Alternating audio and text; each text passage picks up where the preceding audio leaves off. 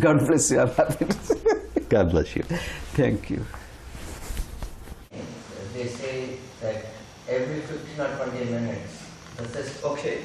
I just wanted to know if you could elaborate something on that. Okay, so the second question is related to breath. So I am optimistic. I am hopeful of there is more understanding, more love, more joy, and this world will be a better world.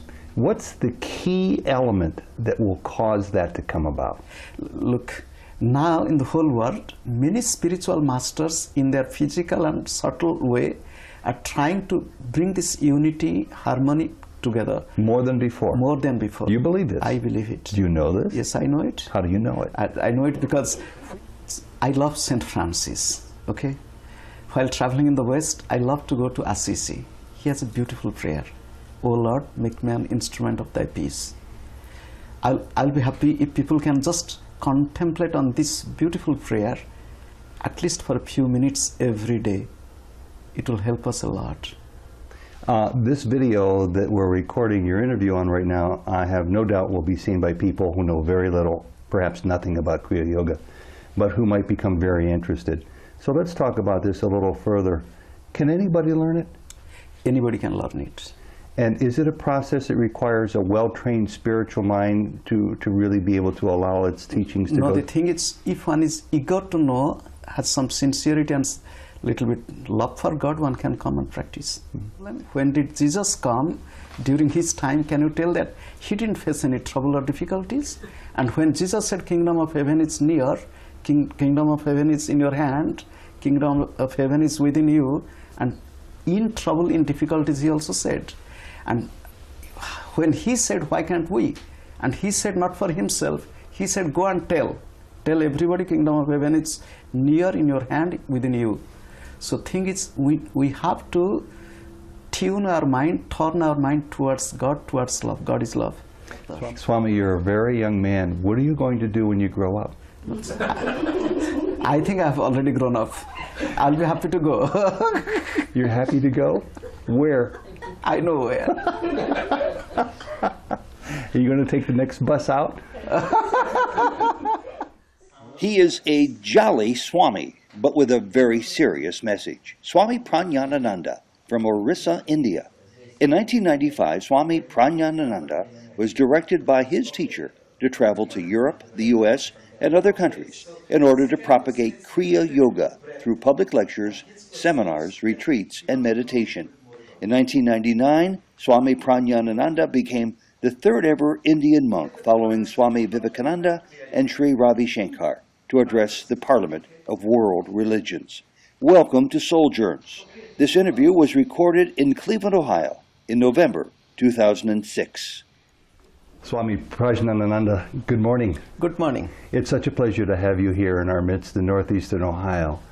I'm curious to begin with, when you first realized as a young man, as an adult, or perhaps even as a small young boy, when you discovered the spiritual path? Okay. This is a difficult question, but it is a beautiful one. Why is it difficult? Difficult means it has something to tell which many people may not believe. I believed in dreams. Okay? I remember this dream as a little boy. So the dream brought a lot of change in my life. The dream was, I was a little boy. I was in the dream going to my school. On the way, a big snake came to me and coiled in my front. It did? It did, in dream. In your dream? I bowed down to the snake without any fear, and we had a beautiful conversation. And the snake told many things to me. It was really amazing with human voice, and I was listening to the snake, and then the dream disappeared, but I remember the text of the dream even today. So it was a significant dream, and which gave a clear vision of my life a lot. So the dream had great meaning for you. I will say that. But on the other hand, I will tell from my childhood I was like this. Being born in a Brahmin's family in India. And secondly, I was so sick. I was not going out to play with my friends or brothers and sisters, most of the time I was sitting silently. So my sickness brought me to be more introvert, to think of God, to pray to God, so it made me more spiritual. Let me ask you about that. Is that something that we're all directed to do, to become more introverted? It doesn't mean. The thing is not that everybody need to get that state to be introverted, but something happens in somebody's life. In my life, when I was born as a 7-month-old child, premature in a village, not so much of medical treatment, so I had no other way to be like that. So I thought it is a grace. So I was sitting alone, looking in a family temple to the deities, listening to devotional songs by my mother, and then sitting silently, looking at the sky, looking at the birds. From that point on, were you different from the other boys? Even in my family, all are beautiful, but I was different from them. Mm-hmm. And what did you learn along the way that kept you on this spiritual path? Did you have more dreams or more insights or teachings? The thing is, I'll tell again, it was a grace of God in my childhood. From my childhood, I came in contact with many monks. They might be wandering monks, the begging monks, nearby monasteries, and at the same time company of my parents. And then I had many subsequent dreams. I'm a dreamer, but don't think that I just a dreamer. I saw that it came into reality. I love dreams. And then take us along that roadmap of how you then grew into becoming a young man when you started to find teachers that led you to your great teacher who we're celebrating here in Cleveland this weekend. Okay, so I'll tell you, in course of my life's journey, in my early teenage, I went to the Himalayas. I was about 15 years old, and the Himalayas not in the backyard. It was about 1,500, 1,800 miles away from our home. A long ways away. Long way, and during those days, communication was not so good. So I was in quest of getting really good spiritual guide. I was going and meeting many masters. But in course of time, I found my master as a college student. A college student? Yes, I met him when I was just 20. So a contemporary of yours, somebody perhaps even younger than yourself. About the same age? My master? Yes. No. Oh, you were a college student. You were in your 20s. Yes. Okay. I was a college student, and he was in his 70s. Mm-hmm. He was just like my grandfather. Mm-hmm.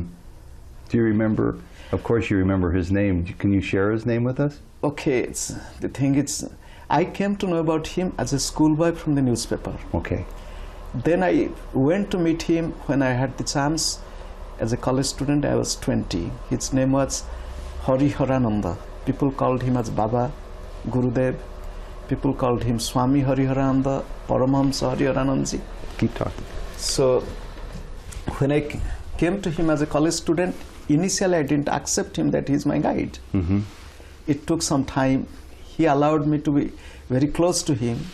I don't know what he found in me, but in course of time, we accepted each other. What do you think he found in you?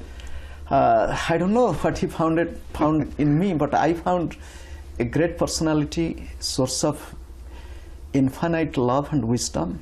I'm going to guess from the expression in your eyes and your smiling face, perhaps he found a very open heart and a willing soul to learn what he had to teach. Yes, that's true. And we were having a very strange relationship. In India, when somebody calls, suppose a teacher with respect, you, oh adorable one, like, so he started calling me in expression of you with respect. So I started calling him in third person, because when he is using you with respect, very informal, and so I said third person, how is Baba? So we had a beautiful relationship, but very unusual. So how long did this period last? It physically lasted for 22 years. That's half a lifetime for a lot of people. For me, it was just like a day's or night's dream. And what caused it to end? Was his passing? His passing. So you presumably would have stayed longer. We expected, when I came to him, I knew he's 73, I'm 20. Most likely he will go before me. It was a common evidence. But we expected he will touch 100 years because his life was very, very disciplined and beautiful life. Now, he was a student of Sri Yukteswar. Yes. And so he knew Sri Yukteswar. Yeah, he knew Sri Yukteswar. Not only he knew Sri Yukteswar, he knew another direct disciple of Lahiri Mahasaya, Sanyal Mahasaya, Paramahamsa Yoganandaji. Another beautiful disciple of Yoganandaji, Sri Yukteswarji, Swami Satyananda. He was a great soul who came in contact with great Kriya Yogis of his time. And Lahiri had already predeceased him, I believe. I think he had already died before Yeah, but he left his body in 1895. Yoganandaji was born in 1893, and my Guruji was born in 1907. And the much fabled and famous Babaji, who had appeared to Sri Yukteswar, had he appeared also ever to your teacher? Yes, he appeared 2 times in a day in Korar Ashram, the ashram of Sri Yukteswarji. So I might narrate this story. He had a strong urge during those weeks. I should see him. So what he... Babaji? No, my Guruji. Okay. So what he did, he was meditating hours and hours long in the closed room. So while meditating with eyes closed, he felt the room is lighted and somebody has entered the room. He opened the eyes, he found one young monk, but with white clothes, standing and smiling at him. He said, "I'm pleased with your meditation." Before he thought of who he is or how did he come inside the closed room, Babaji disappeared. First he thought it is a hallucination. Second he thought it cannot be, because I have seen it in my own eyes open, I have heard the voice. Then he had few teardrops that I could not touch him, surely he is Babaji. So then what happened, then how he could know that he is Babaji, and he had a special room, very small. In that room he has his own personal deity, personal altar of Divine Mother, Kali. He went into that small room, closed from inside, looking at the Divine Mother's appearance and with eyes open and praying. He came, but I could not touch his feet. So then he closed his eyes and started meditating a little. Then he found somebody touching his head. So he opened his eyes and he saw he standing. He bowed down to him. He said, "My child, why you are so worried? I came to you, you saw me, then you are again crying. I am happy with your meditation, you have a lot to do." Then he wanted to test him. In front of the altar there was a plate with some fruits cut into pieces to be offered to the Divine Mother. Then he asked, "My child, if I eat from this plate some fruits, after that can you offer it to the Divine Mother, which is improper?" He said, "To me, my Guru is God, my Guru is Divine Mother. Even if you take fruits from it, I will offer to the Mother, because Mother is love. She knows what love is." So he took 2 pieces of banana, put in his mouth, placing his hand on his head. Then he disappeared from the room without opening the door. So he told him, "Meditate for a while."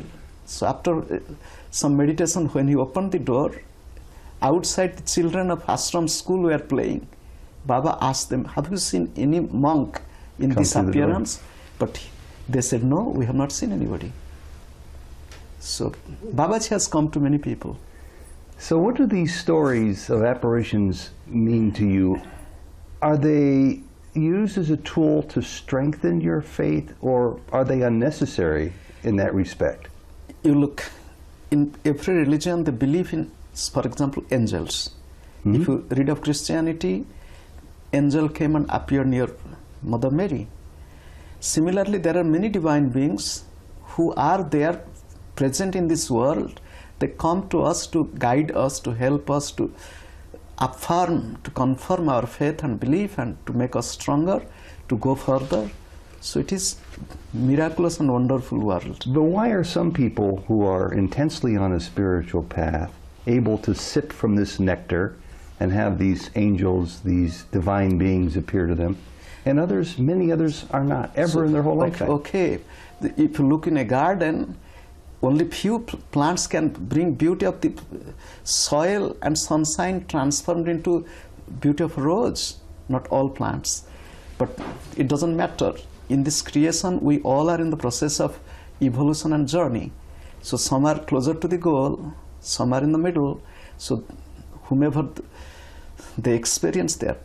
And who do you think, because I'd like to talk in a couple of minutes about Kriya Yoga, but I'd like to ask a question first about who you think might be more open to these appearances, these experiences, those who are properly trained and disciplined in their practice of yoga, or those who simply have an open heart and perhaps even in their ignorance don't even know how to meditate or do other disciplines but have an open heart? It is very difficult to discriminate between the two. Through discipline, through prayer, through meditation, heart opens up. In some people, maybe through grace or some past karma, who knows? But both are beautiful.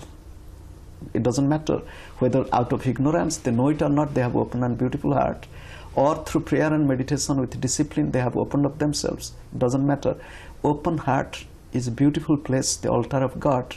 Whoever is in possession of it, they are fortunate and beautiful. I adore them. So was your teacher then, who as a student himself no doubt learned Kriya Yoga from Sri Yukteswar, was he your teacher of this meditation also? Yes. He came to, actually, his Guruji Sri Yukteswarji in his 20s. In his 20s? 20s. In the year 1932, when he was 25, he met Sri Yukteswarji and learned the technique. In 1935, when Yoganandaji was in India, during that period, my Guruji also met Yoganandaji with the direction of Sri Yukteswarji, go to him and learn the second level of Kriya. So my Guruji learned the preliminary, the first level of Kriya from Sri Yukteswar, second level of Kriya from Yoganandaji, and then all other higher Kriyas from two other great masters. So he learned the levels of Kriya from 4 different masters. Tremendous blessing on his part. One little parenthetical question here along the way. I'm always surprised when I speak to my friends from India who know so little about Yogananda, and yet those in the West seem to know so much. Now, clearly, he came to the West to teach us about Kriya Yoga, about his lineage. But is it true that he is not well known in India? His teachings? No, he is known, but what happened in the West, he lived such a good period of time, more than 32 years, and spreading the message of Kriya Yoga and spirituality to the Western seekers. So he is more popular in West if you compare in India. Just like if you go to India, there was a great spiritual master who came to the West, to USA in 1893, Swami Vivekananda. Very few know in the West, but everybody knows in India. It is a beautiful contrast. And all these people you're talking about, these now heralded regal divine beings, can you simplify it and say their greatest teaching has to do with Kriya Yoga, or the gifts that they leave us that are really great are more than just Kriya Yoga? You see, the life of spiritual masters is not only limited to a path, just Kriya Yoga.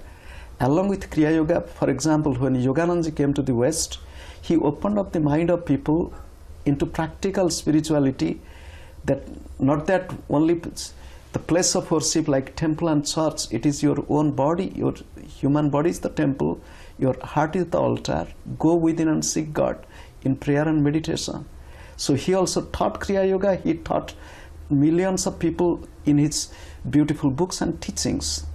People, those who have not even learned or practiced Kriya Yoga, have been really inspired and motivated into spiritual path through his books. So you can't say his life was only for Kriya Yoga.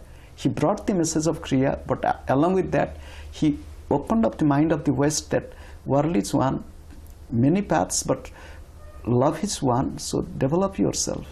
Hence it's become a world bestseller. I know many people such as myself who perhaps over the last 20, 30 years read Autobiography of a Yogi and really never participated in or became initiated perhaps in Kriya Yoga, but started to see themselves change with their path towards spirituality, growing deeper and deeper. I agree completely. Yeah.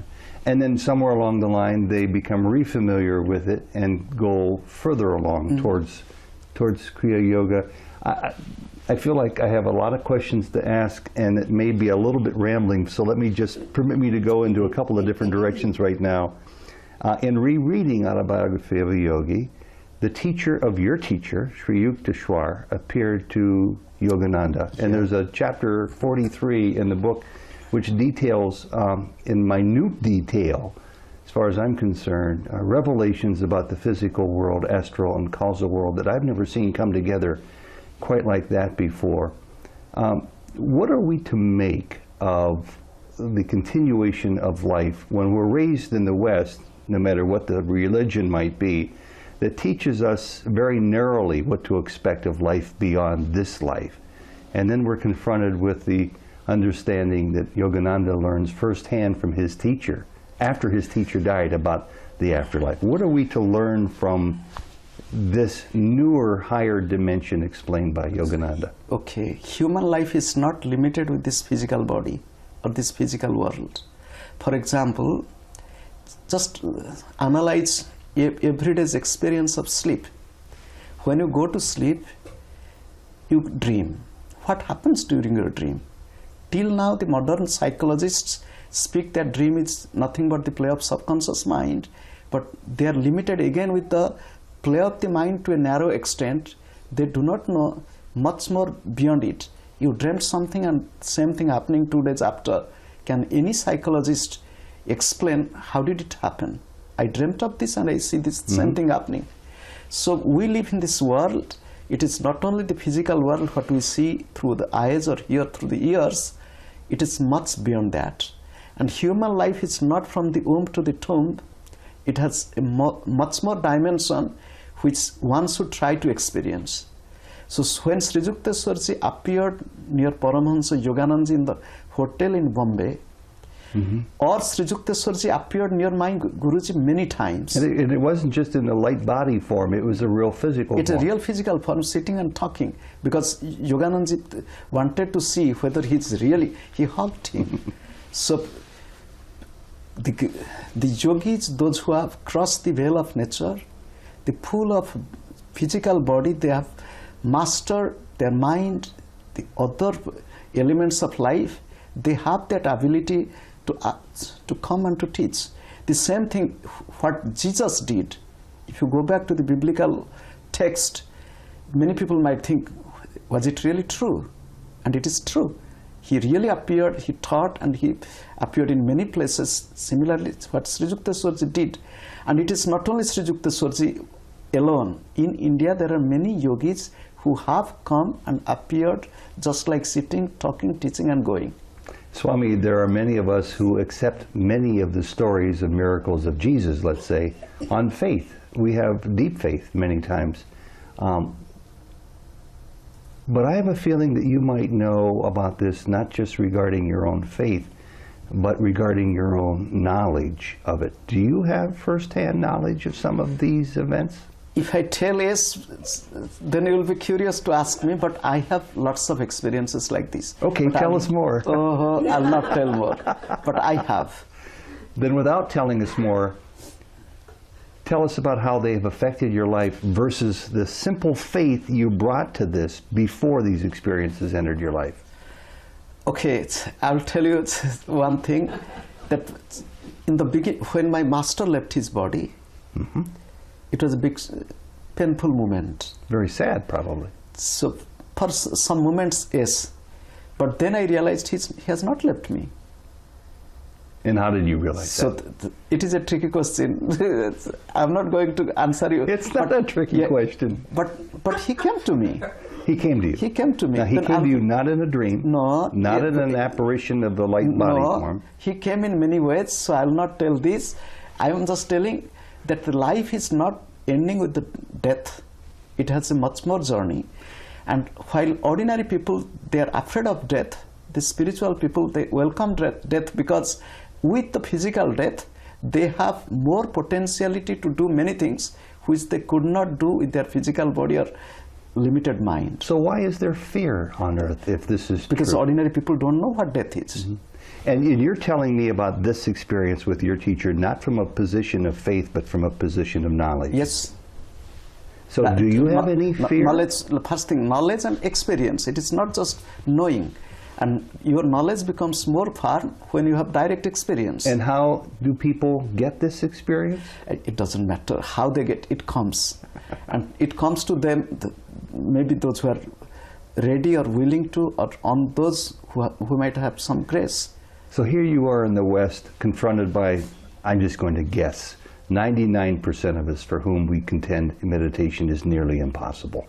I always say trying to quell the thoughts going on in our mind is like trying to quell the activity on a 12-lane highway. Maybe you'll get 6 lanes, but there's still 6 more lanes going back and forth. And once somebody pointed out to me, and I've been trying to meditate successfully for 25 years, once somebody pointed out to me that the most of us can quiet our mind is no more than 6 or 8 seconds, I've tested it, and it's pretty much true. So how does a person who's unused to this form of meditation that enables them to grow their experiences get from point A to point B? So the two things should be taken together. Prayer and meditation can be combined together. Yes, mind is ordinarily restless, and it is restless in most of the people we see, but that mind can be easily quietened for some time if the mind is a little bit more prayerful.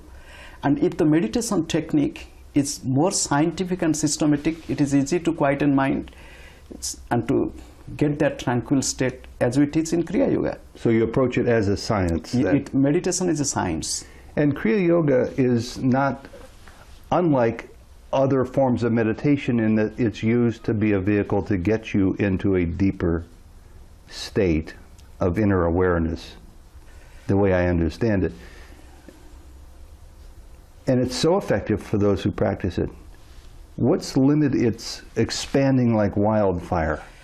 Okay, first thing, we live in this body. Okay, in this body, the most vital thing is your breath. Because of your breath, your physical activities, your mental activities going on. And your breath is restless, and it is not properly tuned to keep your awareness expanding continuously. So through the vehicle of breath, you can go into the source where you will find your infinite awareness, your formless state. So through breath to go deep. 35 years ago, when I started this job I have now, in order to quell my mind and my body and my breathing, I paid $135 and learned transcendental meditation. And it worked. It was wonderful. I did it twice a day. And I thought, well, this is supposed to be secretive, and yet if this is so powerful and it's working so well with me, I want to just give it away to people. So I would tell people, as much as I thought I was capable, of how to practice TM. Why is it incorrect to think that Kriya Yoga shouldn't be given away to everybody? Okay, thank you. Kriya Yoga is more, I'll not compare with other meditation technique, but it is a more systematic and step-by-step process. When one doesn't know really how to practice, what to practice, how can one give it to others? So it is better one should be to learn it correctly. Learn it correctly, and having that experience and can tell others, do this, and you'll have this. This video that we're recording your interview on right now, I have no doubt will be seen by people who know very little, perhaps nothing about Kriya Yoga, but who might become very interested. So let's talk about this a little further. Can anybody learn it? Anybody can learn it. And is it a process that requires a well-trained spiritual mind to really be able to allow its teachings to go? No, the thing is, if one is eager to know, has some sincerity and little bit love for God, one can come and practice. And where does a person turn, for example, somebody who may have picked up a copy of your story or a copy of your story, and they don't have access to resources, they don't have access to classes. How can they pursue this on their own if that's all they know what to do? Okay, I will tell a simple technique which they can do. Good. Okay, so nowadays it is easy to go to a teacher and to practice, because which was not possible, for example, 100 years ago. Now one can find a teacher, maybe just like I am knocking the doors in Cleveland. So teachers visiting nearby town or cities. So in cities the size of Cleveland, there might be a good number of teachers available. Maybe. And now I'll tell a simple technique that anybody can practice and feel the benefit. Finding 5 minutes time, sitting straight with eyes closed, and inhaling and exhaling slow, long and deep. For example, full capacity of the lungs. I'll demonstrate. Closing the eyes and sitting little bit straight wherever one is, sitting on the sofa or couch. Doesn't matter, one has to lift up the legs, it doesn't matter. And posture? Any comfortable posture. As we sit, just to keep the spine straight.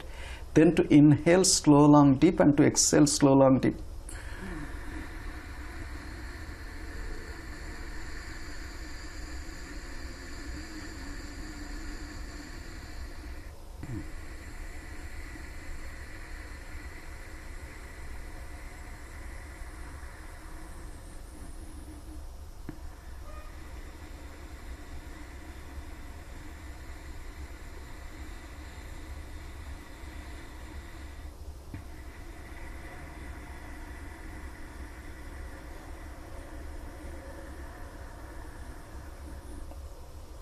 In this way, if one breathes for 4-5 minutes and sitting silently as long as one can, one will feel a great change in one's life. Just simple breathing technique, observing the flow of breath within. And so this is really part of that scientific method of altering a state of consciousness? It is the beginning. It is the beginning. It is the beginning. It sort of changes the oxygen content of your blood because of your... Yes, your rate of respiration changes, your quality of blood changes, and your body gets more oxygen. Oxygen is the nutrition of the brain. The brain consumes more than 20 to 25% of your total oxygen as you take, and ordinary breath that we take cannot provide enough oxygen to the body. That's why we are tired and exhausted. If our body is tired, mind is exhausted and restless, how can we receive much more which is beyond this physical world? I really thank you for this so far, because I think it's of huge value to people who are really new to meditation, if not to the field of spirituality. My wife and I think, see ourselves correctly as sort of being bridge people, because we're interested. We're not experts. I'm not an expert in any part of my spiritual growth, but I'm interested in seeing it developed. And if I can help share teachings with other people who come from that same area of interest but limited experience, perhaps they can grow too. And I have a feeling what you just taught us can be very helpful to people who don't know how to go beyond this right now until they find a teacher for Kriya Yoga. That's okay. If people have desire, I met a person. He was a direct disciple of Yoganandaji, and he also teaches Kriya Yoga. He was living in Ohio, somewhere nearby. Here in Ohio? In Ohio. When he was young, I'm telling, in 1930s. So he wanted to go find, and he found it. So if the desire is really strong, one can do it. And really, this meditation technique like Kriya Yoga, it is so scientific, practical. It has no bad effect on body and mind. Even the little technique which I taught, if anybody practices this every day, maybe 5 minutes in the morning, 5 minutes in the evening, will bring so much of change in life. It has nothing to do with any religion or one's own way of life. Just to practice. There are several of us who believe in the notion that there are many leelas around this going on here in northern Ohio right now. Divine plays. We see your teacher's name popping up, your visit, stories from Yogananda. And tell me a little bit about the synchronicity that a lot of people use to describe this phenomenon. When there seems to be a surge in interest in a place like Cleveland, Ohio, in what you bring to teach us over and over again, do you see it spreading at a faster rate as people start to link a basic meditation technique that you just instructed us about, and they'll go to reading and develop friends who share the same interests? Okay, the world is changing.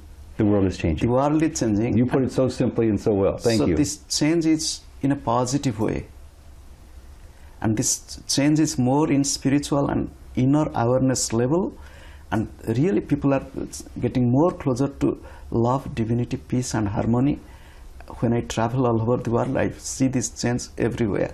Well, I report the news for a living, and much of it's bad news. How do you see the world changing? The thing is, unfortunately, our media or newspaper, they highlight negative things more than the positive things. And both things going on.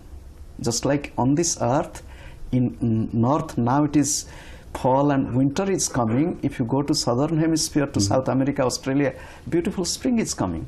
Similarly, if we just highlight cold winter, but on the other part of the globe there is beautiful spring. Similarly, in the whole world, yes, there are some negative effect of war or fear, terrorism, but there is more spread of love, peace and harmony. And it is affecting or influencing human life in such a positive and practical way, because I travel, I see.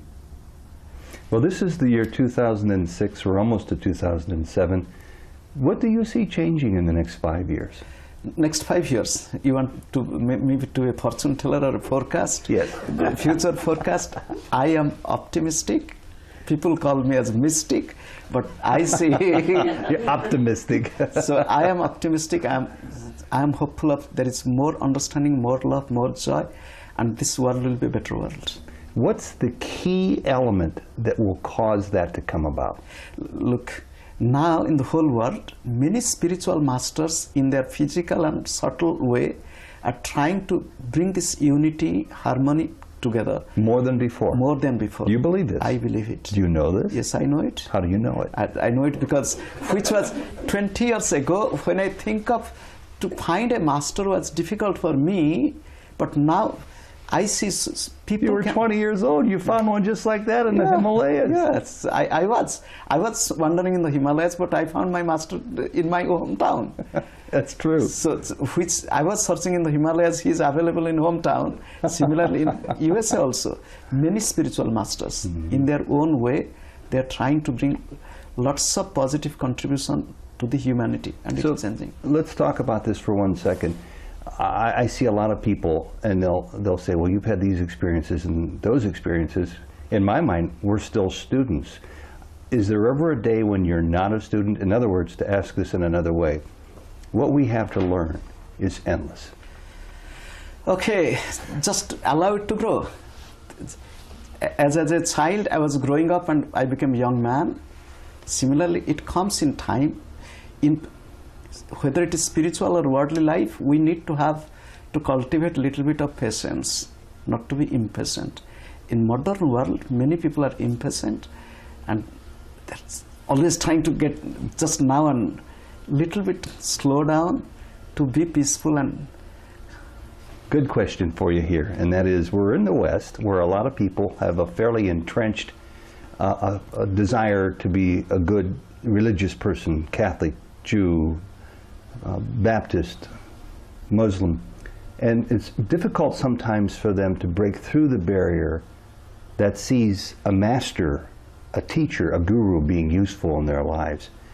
For those people who have an open mind about growing spiritually within their own faith, within their own religion, who are open to what you have to say, how necessary is it for them to have a master, a teacher, as you did? Thank you. It is, again, a little bit difficult question, but thing is, when we really go deep into our own scriptures, our religious life really deep, not moving superficially, we'll find that scriptures, and even, for example, in Christianity, the teachings of Jesus can help you and guide you. There is not necessarily that you should have and you should, but first, have you ever gone deep into your own scriptures? I ask many people in the West, I go to church also, I talk, I ask, have you really read the Bible? Many people say, a part of it. Many people say, here and there. I quote from the Bible.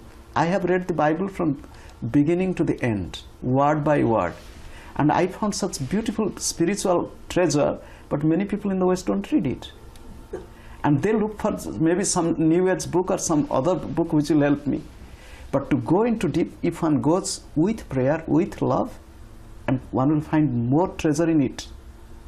So in a manner of speaking, people already have their masters. For Christians, it might be Christ. Yep, it is there, but when they do not understand or don't go deep into it, for example, if you have read, there is a beautiful book of Yoganandaji, Second Coming of Christ.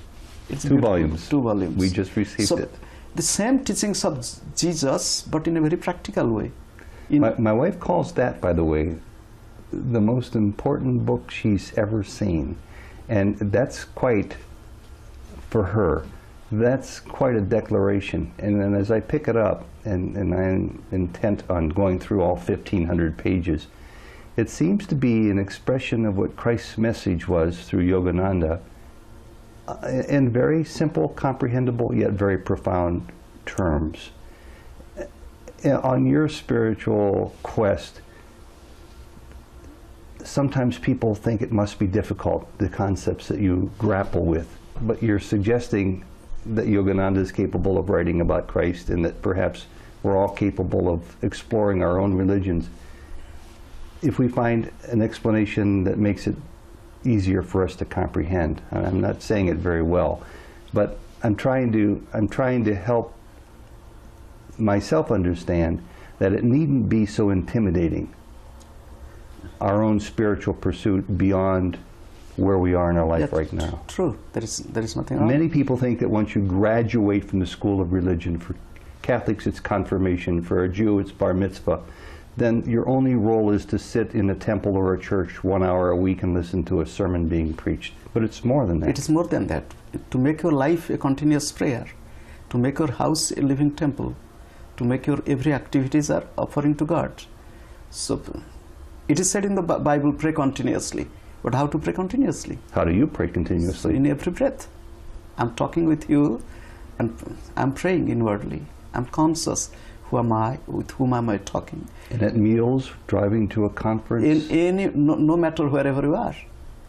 Is that just a mental construct where you think of your everyday activities as prayer, or do you actually pray? It is actually it prays, because what happens when one is tuned into the divine through every breath, it is a continuous flow. So it is possible. What causes you fear in your young life still? Does anything cause you fear? I don't think so. What's going to happen when your body dies? That doesn't matter. Who's God? Huh? I, you, and all. Did you say I, you, and all? Yes, I said that. I am God, you are God, and we all are God. Look, we all are children of God. Being children of God, we are God. And does God judge us when we misstep and scrape our knees? God loves.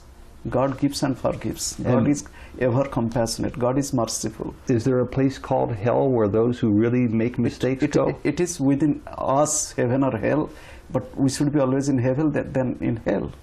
And those who do leave their physical form and progress to another level, let's say it's the astral level, once they're there, are there different degrees of spiritual growth from that point forward? The thing is, as we live on this earth, we live in different levels of consciousness, different level of worldly life. Similarly, there is also different level, but we grow. How do you get to heaven? Through your breath, through your smile. Through your smile and you are in heaven. And how can people get to their heavenly reward in this lifetime when the world is filled with so many distractions, so many temptations, and so many ways to cause disappointment and pain? Okay. We have children who are in trouble. We have communities in trouble. We see the world in trouble. Okay. Now the thing is, can you find any time in this world there was no trouble? No. And there was no difficulties, there was no problem. When did Jesus come? During his time, can you tell that he didn't face any trouble or difficulties?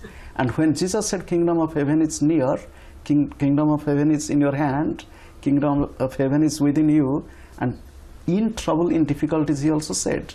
And when he said, why can't we? And he said not for himself, he said, go and tell everybody, kingdom of heaven is near, in your hand, within you. So thing is, we have to tune our mind, turn our mind towards God, towards love. God is love. Swami, I have to believe you probably have some sisters or brothers, or perhaps your parents are still alive, or relatives. When they're in harm's way, when they're ill, when they're dying, or in physical pain, How is it possible for you or anyone else in your position to maintain a level of equanimity? Okay, thank you. It's year 2002, January, I faced the death of my own father, and December, I faced the death of my Guruji, okay, Yes. my teacher, in 1 year. So the day before my father's death, I visited him in hospital because he was in India and I went back from the West. When I went to him, he was in hospital and he had physical ailment. He looked at me and smiled at me. Can you imagine what he told me? What? He said, "My child, I was waiting for you. I'm happy to see you. I'm going." Okay? And when I wanted to stay a little longer, he said, "Don't waste your time sitting near me. Go and do some good work. I'm proud of you." Sort of like he was embarking on a journey to another country. I'm going. He told, "I'm going." The next morning, he finished his morning prayer and he took a little breakfast and then he told somebody, "Can you chant this?" And he left. And tell me how that helped you. And He gave you a gift. yes, he gave me a gift. So can you imagine the same? I got the news when I was in ashram that he left the body. In the evening, we had a public talk on the Gita, over 1,000 people sitting in the capital city. So people came afterwards and, "Did your father die? Are you not sad?" So why aren't we sad at the passing of somebody who's close to us when you're on the spiritual path? Now the thing is, should we not accept that death is a part of life, life is a part of death, and as we teach and also tell people to experience, death is nothing but little bit longer sleep. A little bit longer. A little bit longer sleep, that's all. As you love to sleep, let one sleep. And in the face of problems with people who are living, let's say, I'm just going to make this up, that your friend has a brother who lost his job and his wife is angry at him and he's just found out that he has a painful physical ailment. How does somebody keep themselves in this state of equanimity? First thing, what happens? Accept the reality. Mm-hmm. If we accept, yes, this has happened, I have lost my job. When I have lost my job, I will accept it and I will move further. I will try for another job. Being unhappy or sad, I'm not going to get the job back, or it is not going to help me. Rather, with my positive and my optimistic outlook will help me. Okay, I'll and that's the same. further. It applies equally to people who are in physical pain or emotional pain. Everything that happens in our life has a big message. Or as a teacher, it's trying to teach us something wrong we have done or something better is waiting for us. I know you're here to talk about your teacher in Cleveland and also to talk about the initiation of people into Kriya Yoga and to talk about how those who have already been initiated into Kriya Yoga, how they can be supported and develop deeper understanding. That aside, what might be the most important message you could give somebody? The thing is, life is a beautiful opportunity and a gift. Let us use this life to make it a better one and to share it with others. Not that my life is only for myself. I'll try to make my life a better one and I'll help others to live a better life. And does there come a time when it's a little different because on your spiritual path, perhaps your teachers taught you to go within more and separate yourself from the rest of the world? Just like we sleep in the night, we separate ourselves from the body and the world, and we get up in the morning and we are in the world. Similarly, consciously in prayer and meditation, separate yourself from the play of body and mind, get tuned with the divine and open your eyes, be in the world with smiling face and go further. Swami, you're a very young man. What are you going to do when you grow up? I think I've already grown up. I'll be happy to go. You're happy to go? Where? I know where. Are you going to take the next bus out? One last request. Okay. You've given us such a valuable little morsel to chew on and think on regarding the technique you gave us for meditation. Can you give us another tool that might be useful before we say goodbye? Okay, thank you. I love St. Francis, okay? While traveling in the West, I love to go to Assisi. He has a beautiful prayer. "O Lord, make me an instrument of thy peace." I'll be happy if people can just contemplate on this beautiful prayer, at least for a few minutes every day. It will help us a lot. Swami, thank you very much. God bless you. I'm happy to God bless you. Thank you. Okay. The question is about the sound of silence. Thank you. Any more question? In breathing, they say that every 15 or 20 minutes, does this, Okay. I just wanted to know if you could elaborate something on that. Okay. So the second question is related to breath, and his question is that he wants to know a little bit more about it. Okay. Now, anybody? What is the difference between Hatha Yoga and Kriya Yoga? Third question.